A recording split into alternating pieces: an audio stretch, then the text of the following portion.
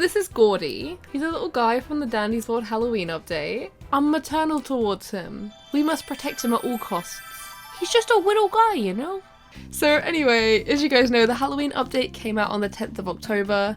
I saw this little guy and instantly decided I needed to cosplay him for the October Comic Con on the 24th, since I feel like it'll be perfect timing just before Halloween. So that gave me 14 days to make a whole cosplay from scratch. Let's give this a go. So to start off with, I decided to go thrift shopping for some basic green items and some orange items, just something I could use as a base for the entire costume. Honestly, it was pretty hard to find anything, even though it was Halloween time. There was not much. There was this little pumpkin hat, that was cute, but it wasn't really what I was going for.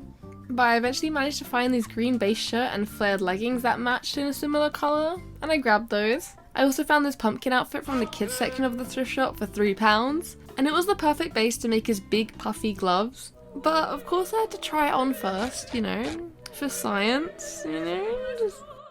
So anyway, I cut the costume in half. This is so there was enough material for each glove. I then turned those pieces inside out and sewed them into a tube shape on my sewing machine, and these are going to become the base of the arm warmers. Honestly, this was kind of thick and hard to sew through the sewing machine, so if you have an older machine, I'd recommend just hand sewing this part, it'll be a lot easier. I then made these little green cones from the leftover fabric from the waist tie of these leggings, which worked out kind of perfect so all the colours of green matched. So I made 3 cones to represent his fingers and a bigger one for the thumb, which I then filled with stuffing and hand sewed them to the glove. This was the nice relaxing part of the con crunch where I got to put on a movie whilst I was hand sewing. I also left a gap so I could put my fingers through the cones so I can wiggle them, you know. Not gonna lie, I think the gloves are my favourite part of the cosplay. I then added these little clips and sewed them on the inside. I recycled them from previous Comic Con lanyards, and this just meant that if I wasn't wearing them at the con and I was shopping, I can clip them to the side of my cosplay and they won't get in the way. This was such a smart little idea. I would definitely recommend this if you're doing big paws and stuff like that for your costumes. Because if you're not wearing them, then you're carrying them. And that's just as bad as wearing them, you know? But anyway, at this point, we were cutting it close to Comic Con.